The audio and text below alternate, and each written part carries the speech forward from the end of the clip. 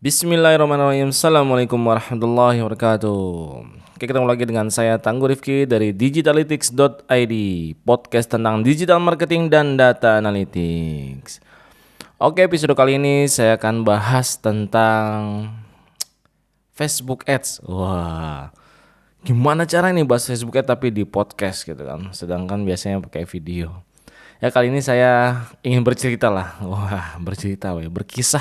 Sedap. Jadi saya ingin cerita cara saya memulai Facebook Ads. Mungkin ada beberapa, ya mungkin ada yang bisa dipetik lah ya. How to startnya, apa yang jadi pemikiran saya ngambil keputusan belajar Facebook Ads gitu kan. Terus prosesnya seperti apa, mungkin itu. Oke, ya saya akan bahas ini cerita-cerita ringan. Siapa tahu ada insight atau ibroh ya. Bahasa ibroh atau ada yang bisa diambil lah gitu ya. Bagaimana cerita awal saya mulai Facebook Ads? Jadi saya waktu awal-awal mulai itu yang kepikiran siapa nih yang bisa ngajarin saya gitu kan? Ya pasti. Kemana nih saya mau belajar? Di kala itu kalau nggak salah tahun 2015 lah, akhir tahun itu saya coba praktek jalan. Sebelumnya saya jualan melalui IG, masih lama F2FC. Pokoknya barter akun gitulah, lupa istilahnya. Nah, saya langsung cari guru nih atau mentor. Siapa nih kira-kira ya? Siapa sih yang bisa saya jadikan guru? Lagi-lagi nih, mesti pilih-pilih di waktu itu. Jadi saya di kala itu saya pilih-pilih karena takutnya saya alasannya takutnya khawatir makin tersesat ya. Jadi kalau saya nggak pilih-pilih karena saking minimnya pengetahuan saya gitu. Jadi saya pilih-pilih banget yang benar-benar orang ini mau bantuin saya gitu. Karena guru kan harus tulus ya. Oh iya dong, jadi guru harus tulus ngajarin muridnya gitu. Ini muridnya songong. Awalnya itu saya memiliki indikator awal-awal itu saya ya ini mah subjektif ya, saya pribadi waktu itu saya milih guru ini sudah punya jenggot. Gitu kala itu. Karena kala itu saya sudah punya jenggot juga. Jadi saya milihlah orang-orang, saya filter pertama yang bisa main Facebook Ads dan memiliki jenggot gitu. Entah kenapa ya, mungkin pengen aja gitu. Jadi saya dengan filter itu saya khawatir karena kecupuan saya gitu dan belum kuat kalau saya dibawa ke arah yang salah. Mungkin yang lain lebih kuat yang mana. Saya waktu itu khawatir gak kuat ya. Akhirnya saya memilih guru ini gitu dengan kategori berjenggot. Saya memilih 3 orang dan saya approach gitu ya. Approach bahasanya saya dekatin, saya tanya, saya kenalan gitu. Ketiga orang ini siapa aja? Siapakah mereka? Yang pertama adalah saya datangi, kalau salah nih. Yang pertama saya datangi adalah Mas Fikri Fatullah. Nah, sekarang sudah di KL. Kirim email. Di kala itu Mas Fikri masih jadi Jupe. Wah. Juragan pemasaran di U-Business ya Mas ya. Mohon koreksi kalau saya salah. Nah, itu saya senang banget dapetin email dari Mas Fikri. Rajin banget dengan bahas tentang bisnis di Jupe itu. Saya tanya, lihat di U-Business itu ada course apa aja sih? Ternyata ada Facebook Ads. Pas saya tanya, Mas Yuki, gimana caranya? Itu udah close atau udah habis ya? Mas Yuki, gimana caranya dapetin course ini ya? Course ini kalau salah e-book ya. Nah, cuma Mas Yuki di kala itu salah ini belum terupdate lagi. Takutnya ada yang strategi atau metode yang kurang valid lah. Nah, udah. Cuman saya bilang, ya nggak peduli. Pokoknya saya pengen tahu dulu wawasannya seperti apa. Berapa Mas Yuki harganya? Akhirnya alhamdulillah. Nah, karena kebaikan beliau gitu, saya dikasih gratis. Alhamdulillah, saya belajar ya di situ.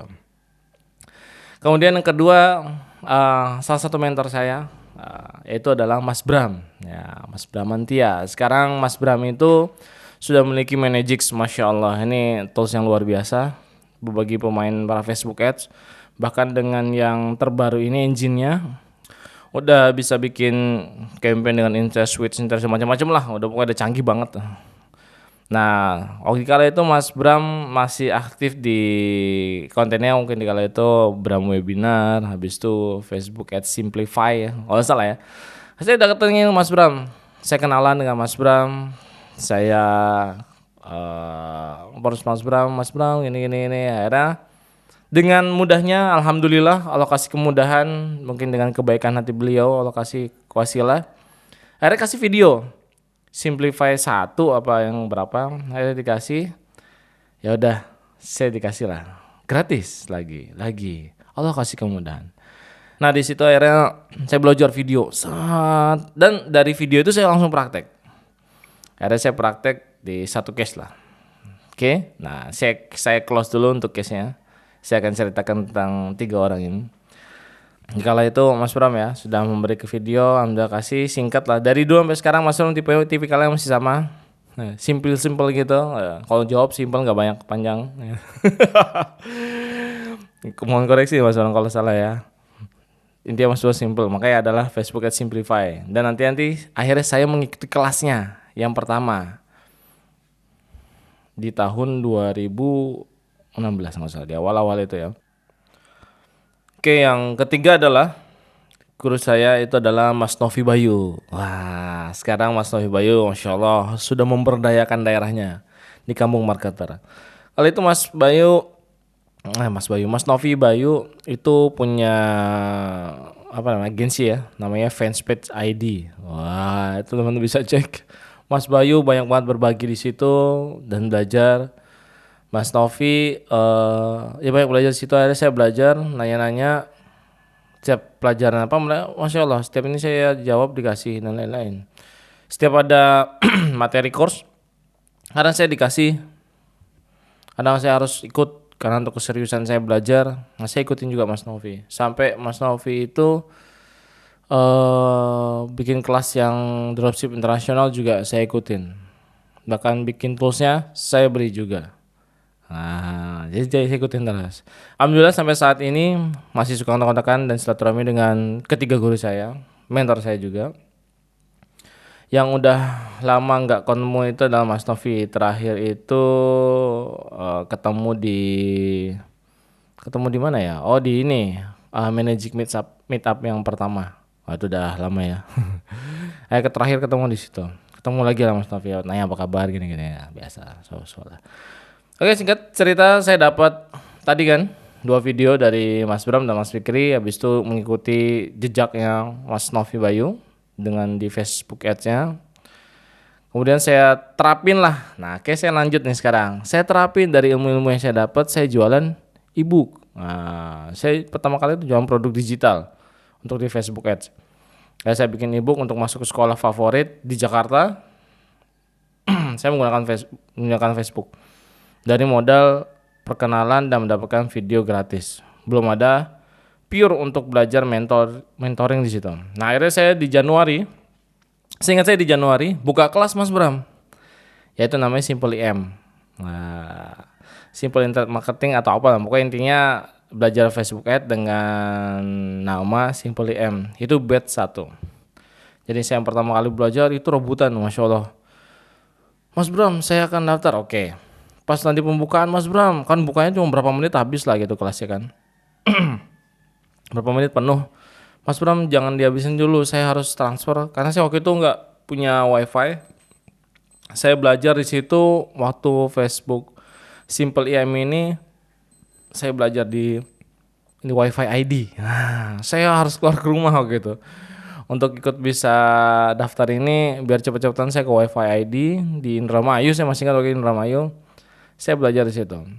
Saya belajar di wifi ID, bahkan praktek masih ya di wifi ID. Waktu itu saya belum ada internet di rumah. Karena internet di wifi ID kenceng ya. Nah, di situ jadi banyak teman-teman yang anak-anak SMA nongkrong gitu. Saya tiba-tiba webinaran gitu kan. Tanya jawab di Skype dengan Mas Bram, banyak proses itu. Malam-malam tiba-tiba Mas Bram konsultasi gini-gini, penjualan kayak gimana gitu kan. Ya akhirnya saya berlanjut terus dari Simple IM itu. Akhirnya saya ya enaknya di Simple IM itu kalau salah metode pembelajarannya 1 bulan belajar ya. 1 bulan belajar plus di mentoring, ada scale dan lain-lain, bikin campaign ya, enak banget dah. Dan itu cukup harder untuk ngerjain tugas semuanya sendiri ya, masih bikin campaign sendiri, jadi CS sendiri, closing sendiri, orderin sendiri di Tokopedia waktu itu di dropship. Ya semuanya masih sendiri karena ya harus pembelajaran di situ prosesnya. Alhamdulillah teman dan metode yang saya ikuti masih sampai sekarang masih mengikuti dari Mas Bram. Teman-teman yang lama di Simple IM sampai sekarang itu yang masih sampai nempel sekarang itu ada Kang Erlan, Kang Angga, Kang Eka, siapa lagi ya? Mbak Sulis, siapa lagi? Banyak banyak, akhirnya saya bikin grup-grup itu di Telegram. Sampai sharing-sharing. Nah, ini Masya Allah, ini grup-grup yang saya harapkan sampai nanti lama di kala itu tahun 2016 sampai lama akan terus komunikasi, ya siapa tahu bisa berkolaborasi. Sampai sekarang masih komunikasi dengan baik dan kita membuka sampai sudah seperti apa sampai sekarang ya. Sebenarnya dari 3 guru ini saya ada rekomendasi satu lagi. Cuman saya pribadi belum ikut untuk guru ini. Tapi tim dan teman-teman saya yang di internet marketing mengikuti ini kelas-kelasnya beliau. Jadi saya rekomendasikan juga kalau teman-teman belajar Facebook Ads sama Om Agung Prabowo dari Platinum. Nah, insya Allah teman-teman kalau mau belajar Facebook Ads bisa dari 2 guru ini, baik dari Mas Bram atau Om Agung. Jadi biasanya kalau ada yang menanya, Mas Tangguh mau belajar Facebook Ads dong, saya biasa langsung merekomendasikan ke dua guru ini. Saya tinggal balikin ke mereka, suka style yang mana nih gitu, Mas Bram atau Magung. Tinggal yang suka begajulan atau yang rapi gitu. Nah, tiba-tiba tinggal sesuaikan lah. Nah, jadi cocoknya seperti apa. Oke, yang saya pelajari dari belajar Facebook Ads ini adalah saya harus kuasai satu traffic generation. Nah, ini juga yang dibilang sama Mas Bram. Kita harus menguasai traffic generation. Kuasain satu, kemudian baru pindah ke yang lain. Kuasain satu harus menghasilkan dan bisa diterapkan di tempat berbeda, baru dia boleh belajar yang lain. Kuasain satu ya, akhirnya saya belajar Facebook terus. Belajar terus, ya enggak, maksudnya dalam tanda kutip belajar plus praktek juga ya. Setelah itu baru belajar pindah ke traffic yang lain. Nah, jadi saya di tahun kemarin kalau salah saya baru belajar Google Ads. Nah, akhirnya saya baru belajar Google Ads. Di Google Ads saya juga ada guru lagi. Mungkin nanti saya bikin podcast tersendiri. Saya gimana cara mempelajari Google Ads. Ini saya lebih banyak berkecimpung di Facebook Ads, makanya saya bikin podcast ini ya. Saya bercerita di sini untuk Facebook Ads ini. Jadi catatan dari saya yang saya alami, gitu, saya sharingkan itu, yaitu pastikan kuasai satu traffic. Pastikan. Nah, kalau ingin memulai pastikan jadi kuasain satu traffic. Karena tanpa traffic, sekeren apapun web atau produk kita, ya zonk juga gitu. Karena waktu itu saya masih berpikir, ya bahkan sampai sekarang all about traffic lah. Mau toko sekeren apapun semuanya produk bagus atau enggak, kalau nggak ada traffic ya zonk lah pasti. Kita semua berbicara tentang traffic ya, semua advertising ngomongin tentang traffic, gimana traffic datang ke tempat kita. Cuman caranya yang berbeda. Kalau itu saya mempelajari gimana cara mendatangkan traffic adalah menggunakan Facebook Ads. Begitu. Di awal-awal waktu itu saya belajar di awal itu praktek masih PPE ya. Masih gurih lah kali itu. Di batch 1 itu. Yang sekarang sudah menjadi CBO plus conversion. Wah, dulu mah mana ada. CTW aja udah keren banget itu. Masya Allah. Wah, CTW gimana caranya CTW? Pokoknya harus bisa ngegiring user ke website. Oh, kita punya landing page. Dulu kan enggak. Iklan, copywriting gitu kan, ads copy gitu.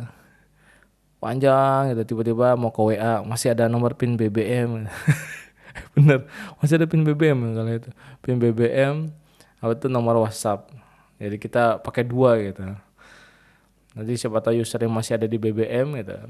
Satu lagi udah pindah ke WhatsApp. Sekarang sudah WhatsApp semua ya. Jadi waktu itu mana ada ngomongin namanya pixel-pixelan gitu kan. Apa itu pixel? Ya belajar, bayangin belajar Facebook, kita nggak mau belajar tentang pixel gitu. Betapa mudahnya dan enaknya belajar itu praktek Facebook gitu. Bahkan untuk bahas tentang pixel itu ada pembelajarannya sendiri. Nah, bahkan ada celah sempat ngomongin cara sekolahin pixel.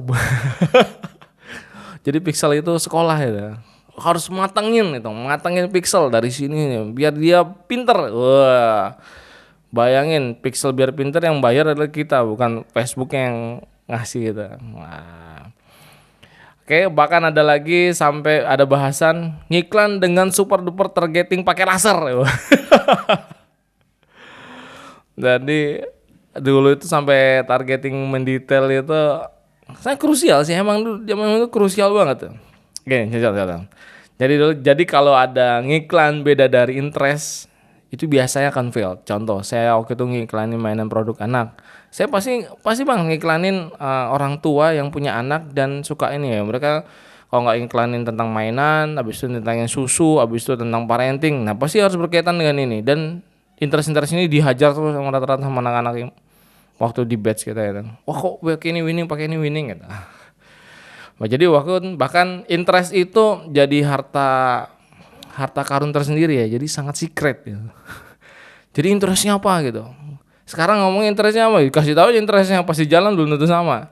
Dikala itu masih bisa, walaupun berbeda sedikit-sedikit lah, nggak sekarang banget gitu ya. Dulu masih bisa kita ngikutin duplek plek gitu kan. Saat dia pakai itu bisa winning barengan gitu. Cuman hasil mungkin berbeda, cuman bisa winning. Makanya di itu waktu itu saya bikin grup tersendiri untuk berbagi dengan teman-teman, untuk berbagi seperti inilah interest, produk dan lain-lain. Nah, coba sekarang kita bandingin iklan sekarang. Ada yang ngerasa pakai broad gitu kan sekarang, atau interest yang makin broad bahkan tidak terlalu related sama produk kita, tapi tetap menghasilkan. Ada nggak? Kalau coba aja, kalau dari saya pribadi sih udah merasakan hal itu ya. Coba dulu pakai metode ini, kita broad iklannya sana sini. Contoh, sekarang target buah-buahan misalkan. Masih ada yang nyangkut dan ngasihin conversion sekarang. Ini saya pribadi ya, dari data yang saya dapat sangat subjektif. Jadi teman-teman bisa balikin ke data masing-masing. Nah, dulu kita jualan mainan anak atau produk yang edukasi, targeting buah-buahan, targeting interest yang lain, pasti jauh banget gitu. Fieldnya tuh kejauhan gitu, ngaco lah gitu. Dulu di ngomongin ngaco, di sekarang coba testing gitu. Hampir lah pokoknya. Nah, akhirnya sekarang emang lebih harus pintar-pintar untuk jalanin iklan ya. Tapi dari sini kita belajar bahwa Facebook algoritma dan fitur-fiturnya sangat cepat perubahannya, harus update juga. Untuk itu kita harus bernetworking lah, teman-teman ngopi-ngopi, kita harus update. Kita lagi iklan begini nih, di sana kayak gitu nggak? Nah, kita punya grup-grup seperti itu lebih enak, atau teman-teman yang lebih dekat dan masih aktif untuk berjalan dengan Facebook Ads. Jadi kita jaga hubungan dengan mentor dan teman-teman yang seperjuangan ya, apalagi di awal-awal belajar. Sepengalaman pribadi, nih dari saya, sepengalaman pribadi, kuncinya untuk dapat winning, pastikan dulu nih, dua hal. Yang pertama adalah produknya, kemudian offernya. Mas gimana taunya kalau produknya oke sedangkan kita belum testing?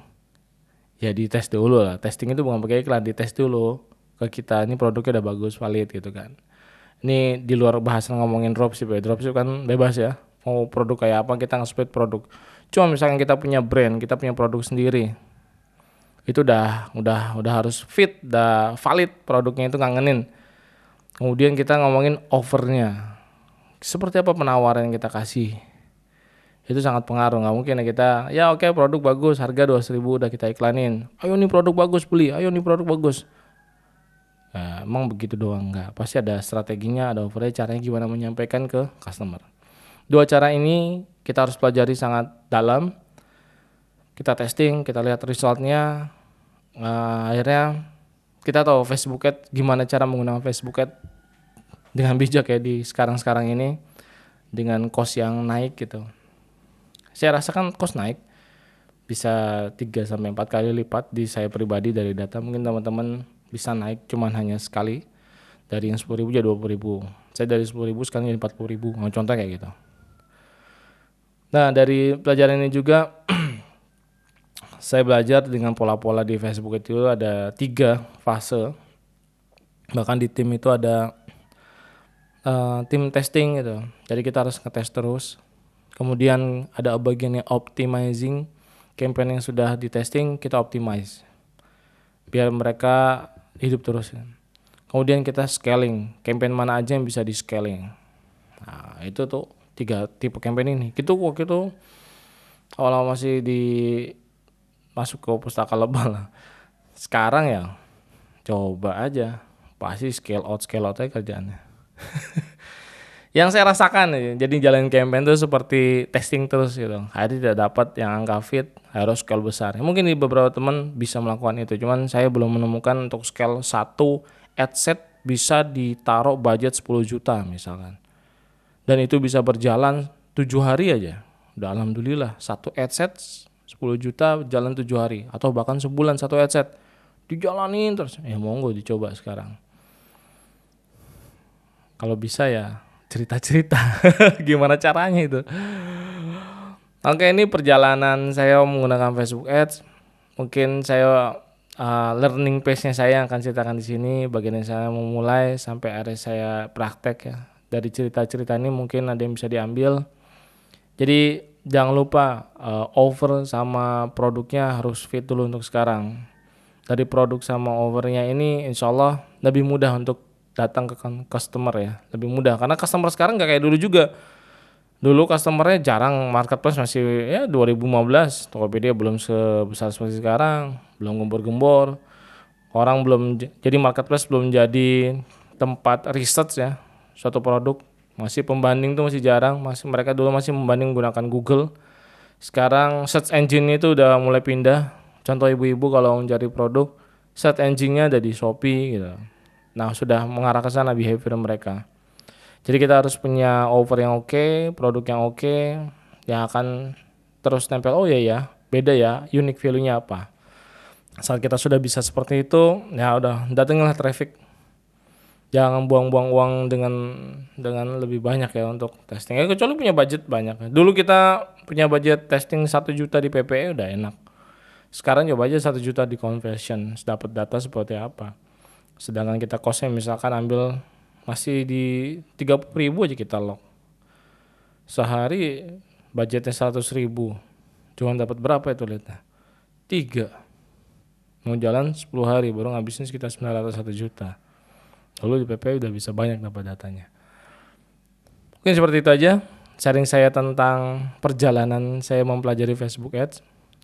Karena yang bisa saya ceritakan di podcast ya seperti itu. Kalau saya detail teknikal pasang pixel di sini ngambil pixel ya enggak kebayang karena kita ngomongin audio ya. Mungkin itu aja, semoga bermanfaat. Assalamualaikum warahmatullahi wabarakatuh.